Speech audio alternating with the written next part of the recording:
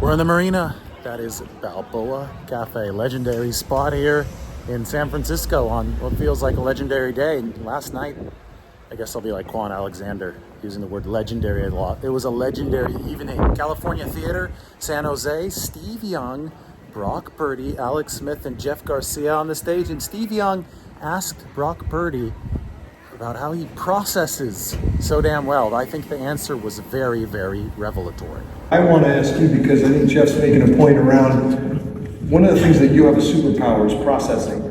And the idea that as a young player, you jumped on the field against the Miami Dolphins and just started processing. How would you tell him to get ready to do that? Because to me, that's the thing. If you could take that quality and you would spread it around every quarterback, we'd be like so blessed. And how would you describe how you were ready to process right out of the gate? Yeah, I mean, it sort of hits to Jeff's point just in terms of being where you are right now, playing right now, not trying to jump to a conclusion of getting to the NFL so fast. Like, there's a process to life. And I feel like a lot of people nowadays want to just skip the process. They want to get to places because they see guys where they're at and they don't want to go through the good and the bad and all that kind of stuff. But what I would say is I played 4 years at Iowa State, so all those reps of defenses and schemes, like all that stuff added up. Just the game prep, all of it, man. Seeing different safety structures, blitzes, you name it, all those things added up to when I did get in against Miami, dude, I was like, I feel like I'm back at Iowa State playing 11 on 11, so yeah, all good. And then the 49ers quarterbacks started talking about their comeback wins. Obviously, Jeff Garcia had the big 24-point comeback over the New York Giants at the end of that 2002 season. In the wild card game at Candlestick, Alex Smith had the game against the Saints, and Brock Purdy, well, he led a big comeback against the Detroit Lions in the NFC title game. Here's what Brock had to say about the 49ers team mentality in making that comeback.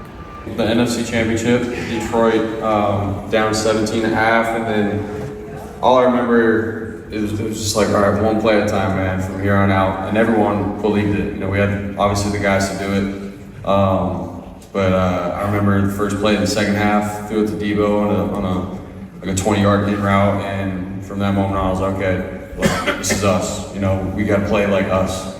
And long story short, score touchdowns, we come back, defense balled out, got some crucial stops, and then I remember there was one drive towards the end, I scrambled for first down, got the first, and then after that, Christian punched it in, or had a good run in, and then I think Elijah Mitchell punched it in, but right then and there, I was like, dude, this is team football. It's not just one guy putting the whole team on his back, and it takes everybody in the organization, and in that moment, I was like, this is not easy. Like, this is tough. Like, the NFL is tough. To get to the Super Bowl, to do all those things that you want to do, there's going to be those crazy, nasty wins. And so that's what comes to mind is how tough it is. But, man, is it worth it.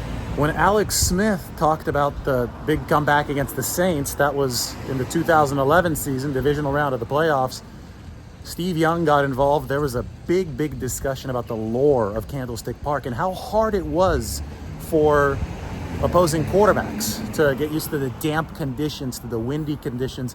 Apparently, Candlestick got in Drew Brees' head. And I thought, one of the cool things that was said, I think it was Jeff Garcia, he told Brock Purdy, Levi's is great, but Brock, we really wish you could have experienced Candlestick as well. Let's listen in to Alex Smith talk about Candlestick Park.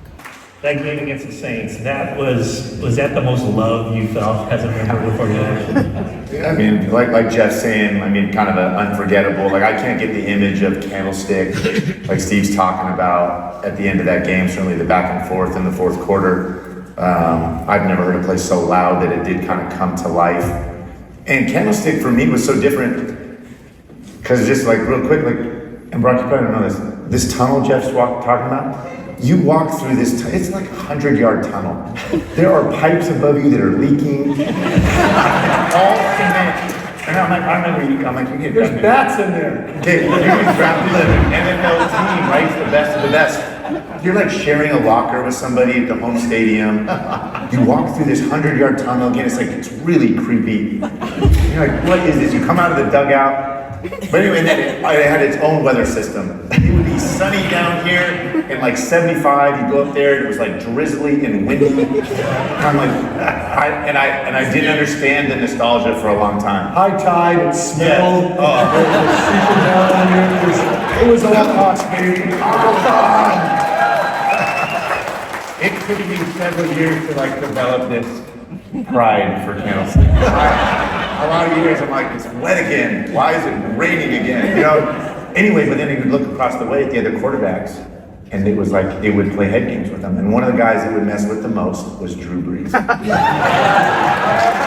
And we happened to get him. We were both 13-3. We got the home game though because of the tiebreaker, and they were like complaining about it. They just won a Super Bowl. One of the most prolific offenses in the history of football. Drew, one of the best quarterbacks ever.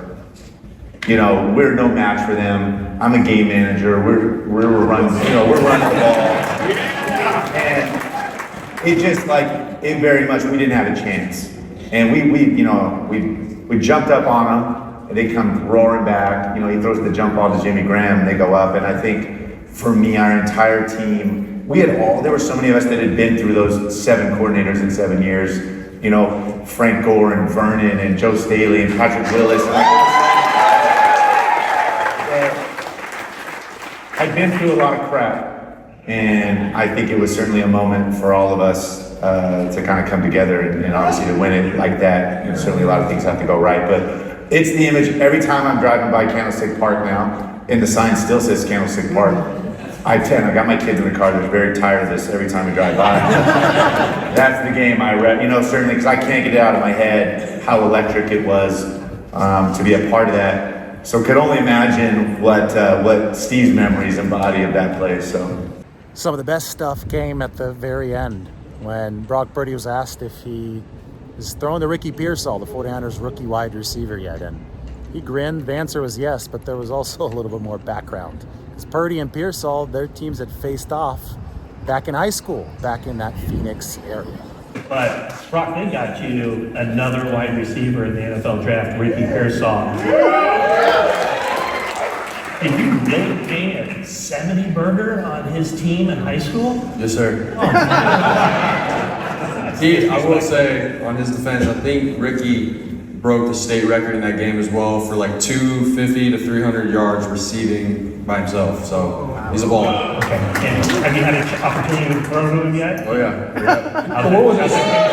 Was it 70-69? And what was the score? They didn't. I think they had like 50 or something. 70 was enough for us. But yeah, we're throwing, we're getting after it, and he's a sharp kid, so he's got a bright future, and we're gonna roll. So. All right. Purdy and Pearsall ready to roll, and I'm about to head into the bay for the final little warm-up swim before the big Golden Gate swim tomorrow, so about ready to roll on that front as well. We'll talk to you guys very soon.